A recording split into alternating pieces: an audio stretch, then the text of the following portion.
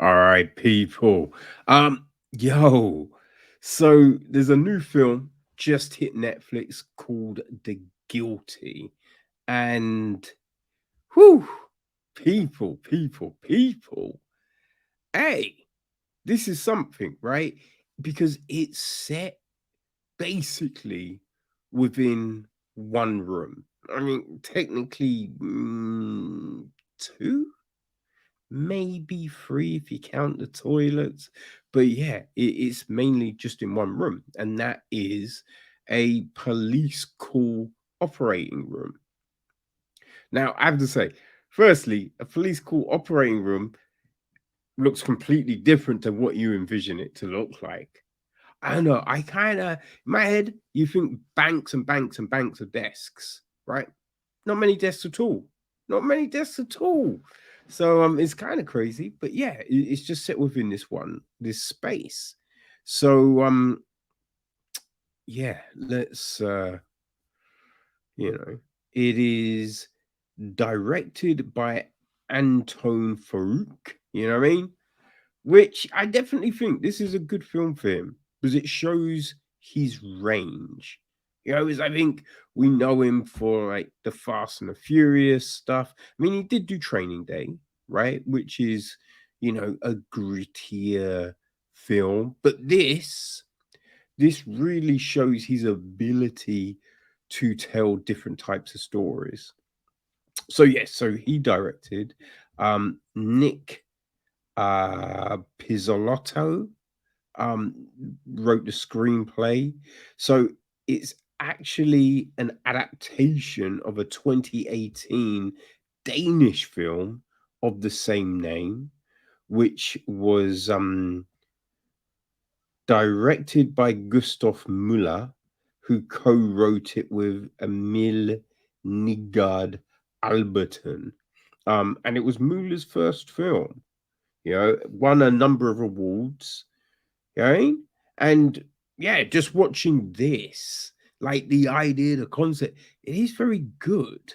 So that's not bad for your debut film. I haven't seen the Danish version, I will say, but so producing this, Farouk, he produces along with Kat Sarmik, Scott Greenberg, Sventa Merkina, Michael Livak, David Herring, Gary Michael Walters, David Livak, River Marker, and Jake Gyllenhaal. Um, yeah, I mean, because it's through his Nine Stories production company, along with Farouk Films. Um, Cinematography is Maz Makani, edited by Jason Ballaratine. Music is Marcelo Zavos. Um, and yeah, it's only 90 minutes, which is definitely it's good, right? Because I think with something like this, you can't go too long because you can't lose people's interest. So it has to be of a good enough length for it to be believable, right? But not too long. And yeah, I think 90 minutes, perfect time. Perfect time. So our cast, um, we got Jake Gyllenhaal. He plays Joe Baylor. He's a police operator. We've got Christine Vidal. She's Sergeant Denise Wade. And we got Adrian Martinez. He's Manny. So we see these characters. Now, there's a whole heap of voices that we hear, right? So we have Emily Lighton, who's voiced by Riley Keough. We have her ex-husband Henry Fisher, and he's voiced by Peter Sarsgaard. We have Rick, who is um, Joe's partner, um, police partner, and he's voiced by Ellie Gores. We've got Sergeant Bill Miller, voiced by Ethan Hawke. Divine Joy Randolph voices a CHP dispatcher. Um, so yeah, like because Joe has to talk to her to get police to send cars out and whatnot. Right. So we've got Henry and Emily's daughter Abby, voiced by Christina Montoya.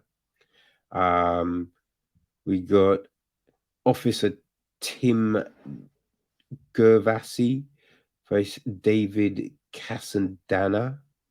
Bo Knapp voices Drew Nash. Edie Patterson is Catherine Harbour. Paul Dano is Matthew Fontanot. Gillian Zinza is Jess Baylor, Joe's ex-wife. And I thought so, right? Because we get a nightclub caller, and it's Bill Burr, right? I heard the voice, and I was like, I swear, was that Bill Burr? Was that Bill Burr? And it was Bill Burr. It's great. It's great. Just a small little bit, but it's great. Dylan Lane, he's a cyclist, and Marlene Fort, she's a caller about a house fire. So, the gist of the film is this: it takes place over the course of a single morning in a 911 dispatch call center.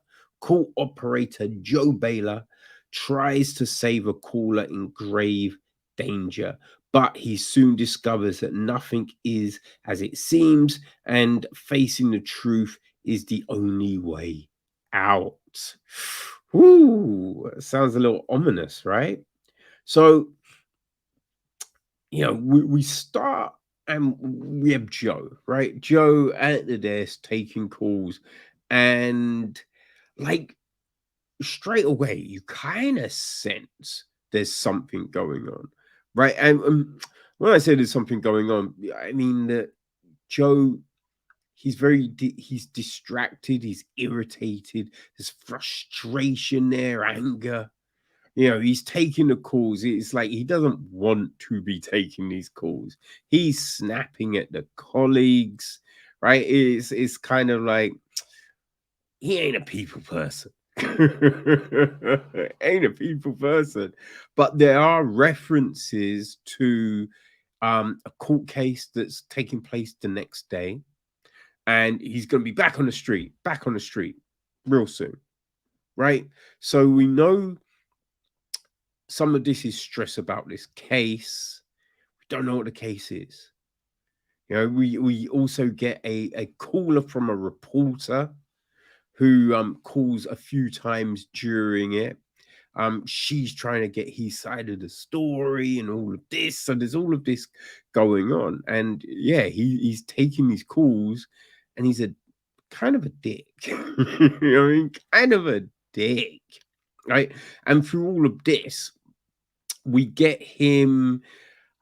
I don't know, like, because he's got an inhaler, but I don't know if he's getting these panic attacks. I think he references that he's not sleeping very well, and we kind of get everything slows down a little, and it's like the the noise in the place kind of goes to background, and we just get him like holding his head, like, trying to focus, or he completely just zones out, and his colleagues like shaking him, and then it's just like, so yeah, what's going on? And instead of just being like, yo, so it's like, yo, Joshua, what? You know what I mean? It's just very aggy, very aggy. But you're just like, yo, what the fuck is going on? And so when this call from Emily comes through, right, it's she's taking time to answer. He's like, 911 dispatch, how can I help? And he's not getting anything. And then when he gets her, it's weird. right? And he's gonna hang up, and then he kind of is a bit like, wait, hold on. And you have him kind of realize something isn't right about this call, right? So we have him work this shit out, and he's like, oh, okay, okay. And so we have him trying to get her to, give him information, but then he's trying to do it in a coded way, like, just say, just say your daughter's name, or say, hey, I'm here, but if this is the answer, you know what I mean? So it's all of this, and it's very interesting, right?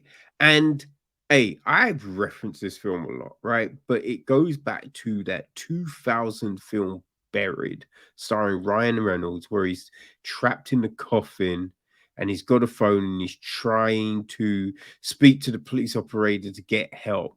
And it basically just set in this coffin, but it's so compelling. And this is so compelling, right? We had that film Oxygen at I believe it was the beginning of this year, right? Which that was interesting. That was interesting. That was decent. But yeah, I think this is just really nails it, right? This is so interesting.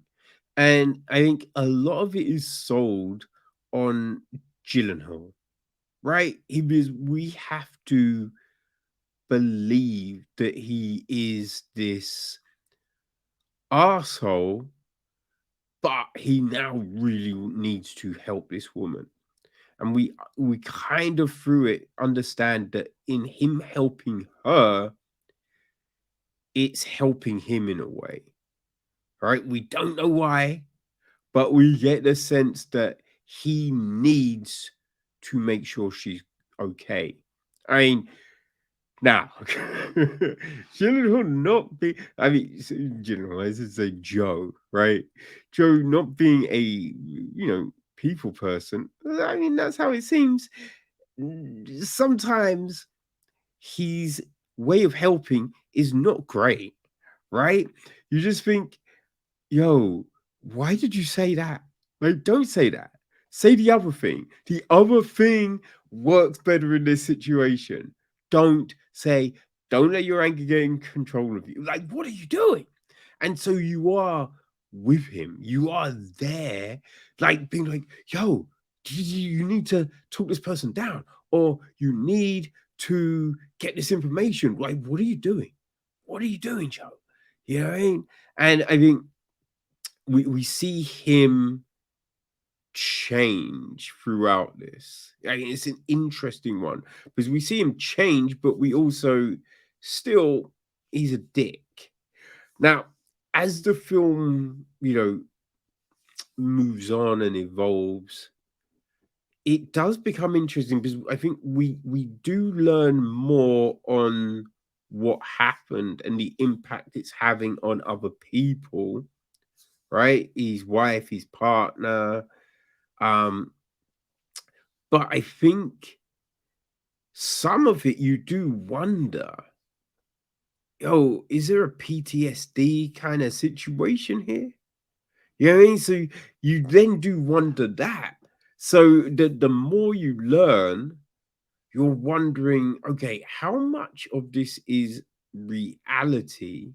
How much is based on him be trying to cope and understand what's happening on the phone, right? And how much of it is possibly PTSD. So it becomes this really layered, nuance piece, and you are enthralled, right? You are just locked in to find out what's going to happen, and it's very interesting. And at the end, you kind of get these the people around him, right? That they have these different reactions to what happened. So I think there's there's stuff from that, but then it just, you know, things get a little, yeah, and you're just like, yo, what? And so there is a resolution at the end of the film, right? We do get that, but you do still wonder, right? There is still a thing at the very end where you are wondering, like, huh, okay, but was it, could it have been? I wonder. So it's, yeah, it's really, I really enjoyed this. You know, the cast, everyone, the voice actors, the actors and actresses that we actually see, yeah, they really, they do a good job. Even, there's not maybe a whole heap of depth in some of these characters, but you don't necessarily need it. You know what I mean? Like, they're serving as a device, and so what they give us, it works, right? It fits this need perfectly. So, I think if you enjoyed Buried, if you enjoyed Oxygen, there was that police one, right? That they did um one in the UK, one in Germany, I think one in France. Feel there was another couple of countries. There's been 2 seasons. I think it's the call center, something like, no, interrogation room. It's not called the I forget what it's called, but it's basically set within interrogation rooms, right? Which is super compelling too. So if you enjoyed that show, I feel the guilty, you will definitely dig it. You will definitely dig this one, man. Um, I'm kind of intrigued to know how the Danish one went. I did read the synopsis, and it seems to follow basically the same lines, although they have changed some of it towards the end. But yeah, I feel if you like all of that stuff, people, then you will definitely like this, right? So, all you have to do, head over to Netflix and go check it out. And hey, as I said, it's 90 minutes, and people, honestly, I don't think you're going to be disappointed. I think you will dig this, and yeah, be really enthralled by the performance Gyllenhaal gives, because it's a really good performance that just lets you know, hey, homie ain't lost a step. Really ain't. So yeah, there you go, people. To Guilty.